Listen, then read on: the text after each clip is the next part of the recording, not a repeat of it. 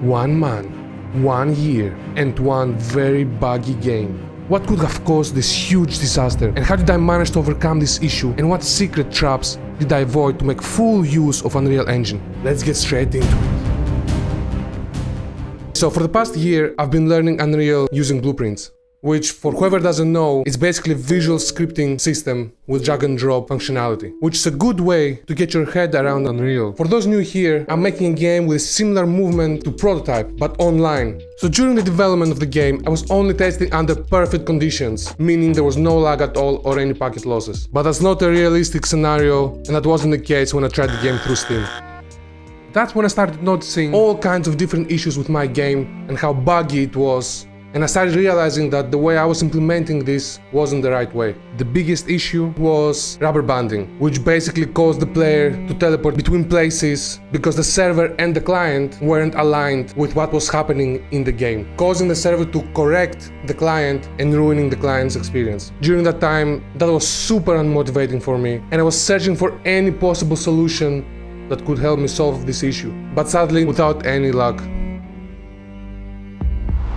Eventually, I realized there was only one thing I had to do which would fix this issue, and deep down I knew I couldn't avoid it any longer. C++. That's right, the only and true way if you want to make a multiplayer game using Unreal is to get your hands dirty and start coding. Don't get me wrong, I loved blueprints, but there were two main issues. First, compared to C++, blueprints are not making use of one very important class. As the name suggests, it represents a saved move on the client that has been sent to the server that might need to be replayed back to the clients. In other terms, we're making the server aware of our move, so even if there is some kind of lag, the client will try to replay those saved moves. And secondly, we're not making full use of the character movement component that Unreal provides to us, which basically has all the logic for physics and multiplayer that's already built for us to use. And so after 3 long months of learning C++ and how to use the character movement component correctly, thanks to these guys, I was able to rewrite all my initial blueprint logic into C++,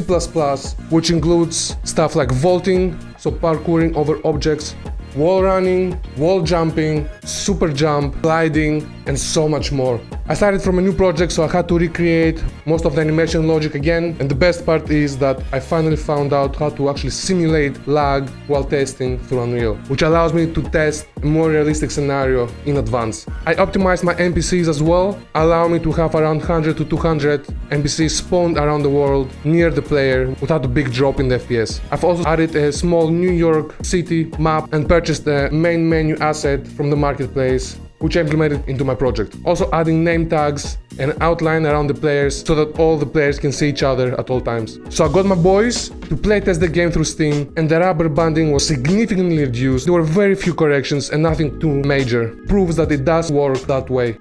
I've learned so much this past year learning Unreal. I can definitely say it's not an easy game engine to learn, and there's so many things you have to be aware of in order to combine everything and actually make a game. But it's not impossible. It takes a bit of time, but once you get it, you can make full use of all of its features instead of having to reinvent the wheel.